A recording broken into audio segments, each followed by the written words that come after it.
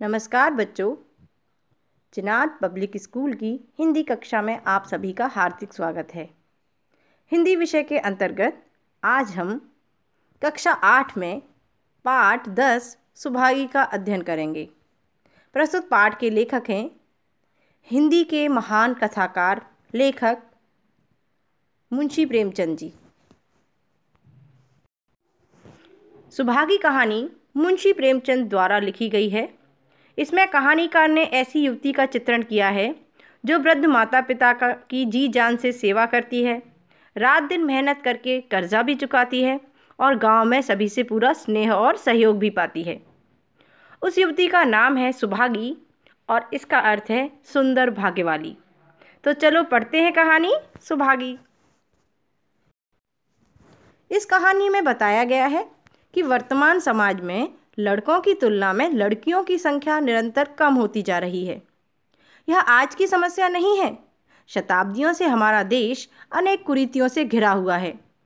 ऐसी कुरीतियों और सामाजिक समस्याओं को यथार्थवादी धरातल पर उतारकर चित्रित करने में, इन समस्याओं को सुलझाने में लेखक प्रेमचंद जी का कोई मुकाबला नहीं है। यह कटु सत्य है कि आज भी समाज में पुत्र और पुत्री के बीच में भेदभाव किया जाता है। भेद करने वाले बाद में महसूस करते हैं कि तनाव देने वाले पुत्र से तो शांति देने वाली बेटी ही अच्छी है। प्रस्तुत कहानी इसी तथ्य पर आधारित है।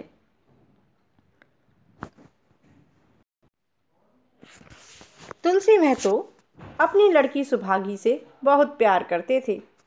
छोटी उम्र में ही वह घर के काम में चतुर और खेती बाड़ी के काम में निपुण थी। उसका भाई रामू, जो उम्र में उससे बड़ा था, बड़ा ही कामचोर और आवारा था।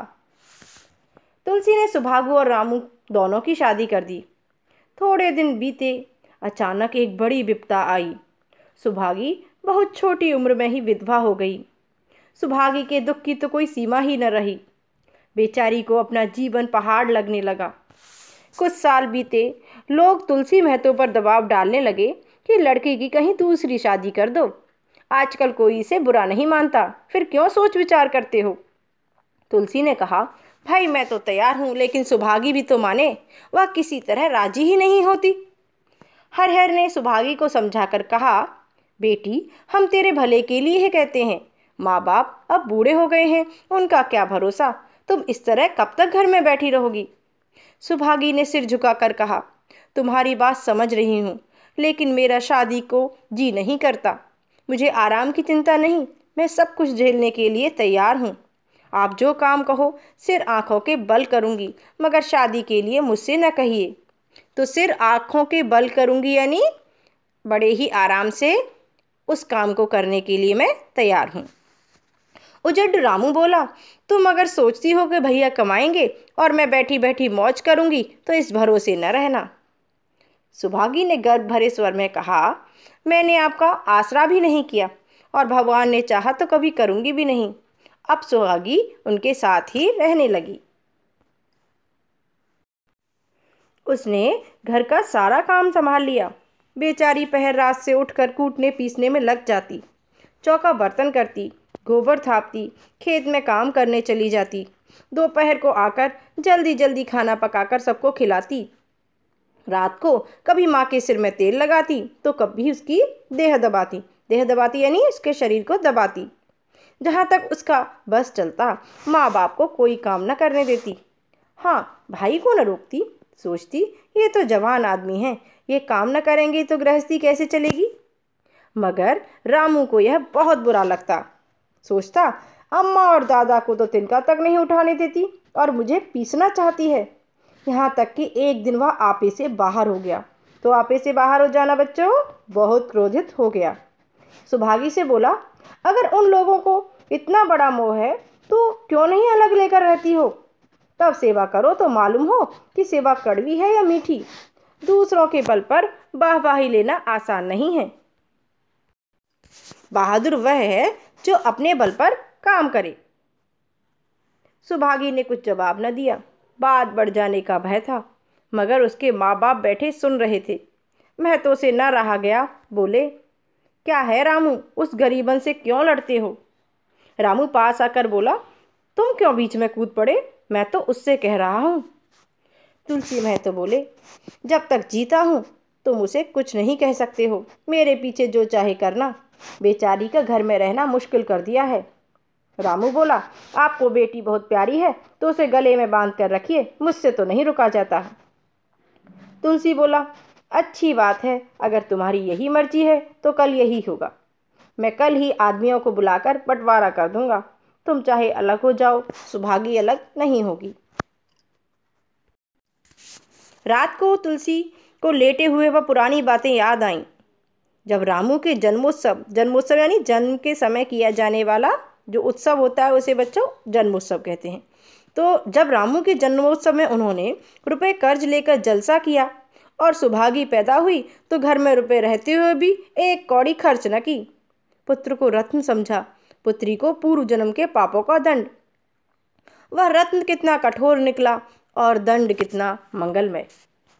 दूसरे दिन महतो ने गांव के आदमियों को इकट्ठा करके कहा, पंचो, अब रामू का और मेरा एक घर में निर्वाह नहीं होता। मैं चाहता हूं कि तुम लोग इंसाफ से जो कुछ मुझे दे दो वह लेकर मैं अलग हो जाऊं। दिन रात की बहस अच्छी नहीं है। गांव के मुखिया बाबू सज्जन सिंह बड़े सज्जन पुरुष थे। उन्होंने रामू को बुलाकर पूछा, क्यों जी, तुम अपने माँ बाप से अलग रहना क्यों चाहते हो? तुम्हें शर्म नहीं आती? माँ बाप को अलग किए देते हो। राम राम। रामू ने रिडाई से कहा, जब एक साथ गुजरना हो तो अलग हो जाना ही अच्छा है। यह कहता हुआ रामू वहां से चलता बना। तुलसी बोले, देख लिया आप लोगों ने इसका मिजाज। भगवान ने बेटी को दुख दे दिया है, नहीं तो मुझे खेती बाड़ी लेकर क्या करना था। जहाँ रहता वहीं कमाता खाता। भगवान ऐसा बेटा बैरी को भी न दे। बैरी यानी दुश्मन को भी न दे। लड़के से लड़की भली जो कुलवंती होए। सहसा सुभागी आकर बोली, दादा, यह बंटवारा मेरे कारण ही तो हो रहा है। मुझे क्यों नहीं अलग कर देते? तुलसी ने कहा, बेटी, हम तुम्हें नहीं छोड़ेंगे, चाहे संसार छूट जाए। गांव में जहां देखो सबके मुंह पर सुभागी की तारीफ। कहते लड़की नहीं देवी है। 2 मर्दों यानी 2 व्यक्तियों 2 आदमियों का काम भी करती है। उस पर माँ बाप की सेवा भी की जाती है। सज्जन सिंह कहते यह तो इस जन्म की देवी है। मगर शायद महते को यह सुख बहुत दिन तक भोगना न लिखा था।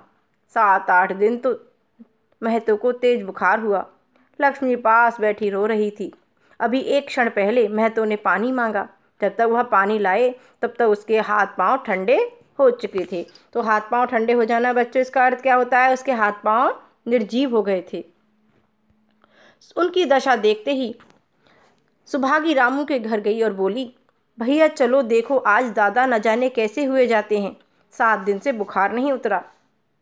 रामू ने चारपाई पर लेटे लेटे कहा, तो मैं क्या डॉक्टर हकीम हूँ जो देखने चलूँ? जब तक अच्छे थे तब तक तो तुम उनके गले का हार बनी हुई थी। तो गले का हार बनना मुहावरा, इसका अर्थ क्या होता है बच्चों? बहुत प्यारी बनी हुई थी। और जब मरने लगे तो मुझे बुलाने चली आई हो। सुभागी ने फिर उनसे कुछ न कहा, सीधे सज्जन सिंह के पास गई। उधर सज्जन सिंह ने ज्यों ही महतो की हालत सुनी तुरंत सुभागी के साथ भागे चले आए। वहां पहुंचे तो महतो की दशा और भी खराब हो चुकी थी। नाड़ी देखी यानी नब्ज देखी तो बहुत धीमी थी। समझ गए कि जिंदगी के दिन पूरे हो गए हैं। आंखों में पानी भरकर यानी सजल नेत्र होकर बोले, अब कैसी तबीयत है? महतो जैसे नींद से जागकर बोले, बहुत अच्छी है भैया, अब तो चलने की बेला है। चलने की बेला यानी चलने का समय है।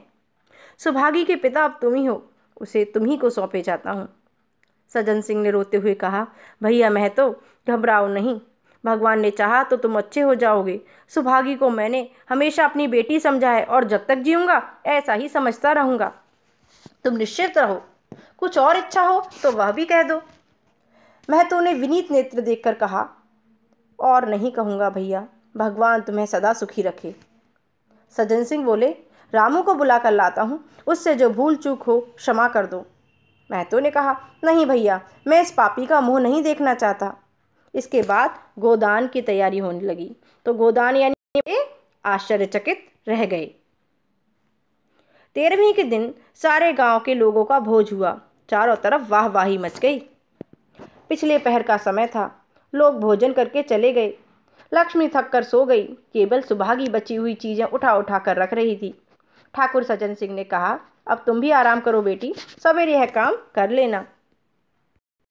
सुभागी ने कहा, अभी थकी नहीं हूँ दादा। आपने जोड़ लिया, कुल कितने रुपए खर्च हुए? सज्जन सिंह बोले, वह पूछ कर क्या करोगी बेटी?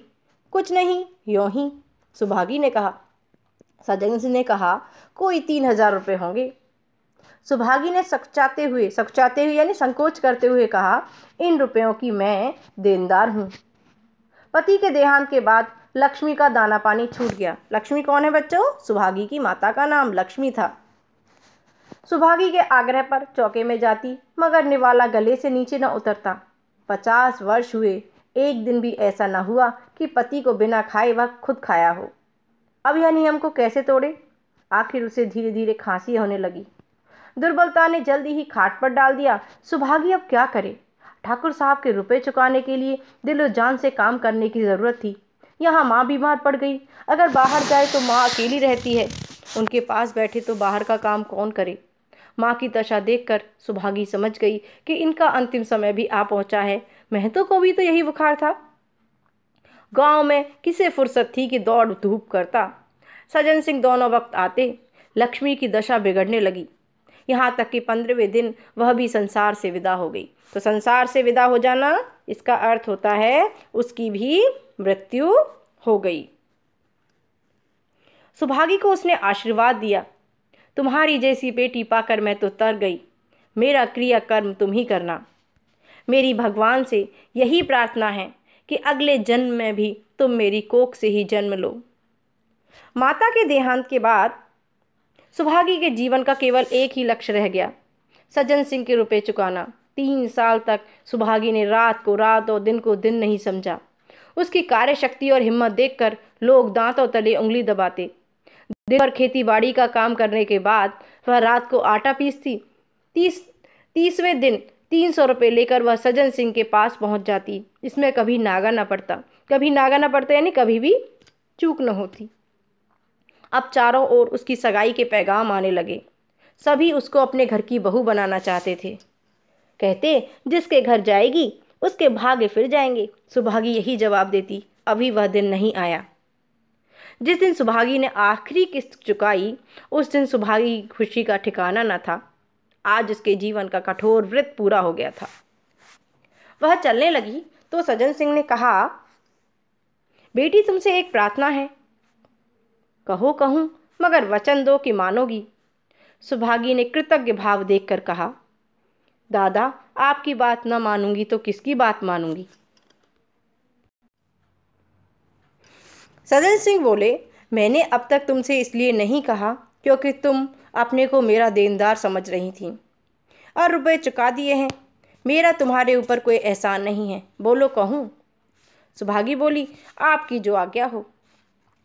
सज्जन सिंह ने कहा, देखो इनकार न करना, मैंने नहीं तो तुम्हें अपना मुंह फिर न दिखाऊंगा। सुभागी बोली, क्या आज्ञा है? सज्जन सिंह ने कहा, मेरी इच्छा है कि तुम मेरे घर की बहू बनकर मेरे घर को पवित्र करो। मैं जात पात में विश्वास करता हूँ, मगर तुमने सारे बंधन तोड़ दिए। मेरा लड़का तुम्हारे नाम का पुजारी है, तुमने उसे देखा है, बोलो मंजूर करती हो? सुभागी बोली, दादा इतना सम्मान पाकर पागल हो जाऊंगी। सज्जन सिंह ने कहा, तुम्हारा सम्मान भगवान कर रहे हैं बेटी। तुम साक्षात भगवती का अवतार हो। भगवती यानी देवी का अवतार हो। सुभागी बोली, मैं तो आपको अपना पिता समझती हूँ। आप जो कुछ करेंगे मेरे भले के लिए ही तो करेंगे। आपका हुक्म कैसे टाल सकती हूँ? सज्जन सिंह ने उसके माथे पर हाथ रखकर कहा, बेटी तुम्हारा सुहाग अमर हो। तुमने मेरी बात रख ली। मुझसा भाग्यशाली संसार में कौन होगा? प्रस्तुत कहानी के लेखक हैं मुंशी प्रेमचंद जी। और कहानी से शिक्षा मिलती है कि हमें मेहनत करते हुए बड़ों की सेवा करनी चाहिए, पुत्री का सम्मान करना चाहिए, पुत्र पुत्री में भेदभाव नहीं करना चाहिए और समाज में फैले अंधविश्वासों को दूर करने का प्रयास करना चाहिए। प्यारे विद्यार्थियों, आप सभी भी पाठ 10 सुभागी को पढ़कर ध्यानपूर्वक उसके अर्थ को आत्मसात करने का प्रयास करेंगे। धन्यवाद।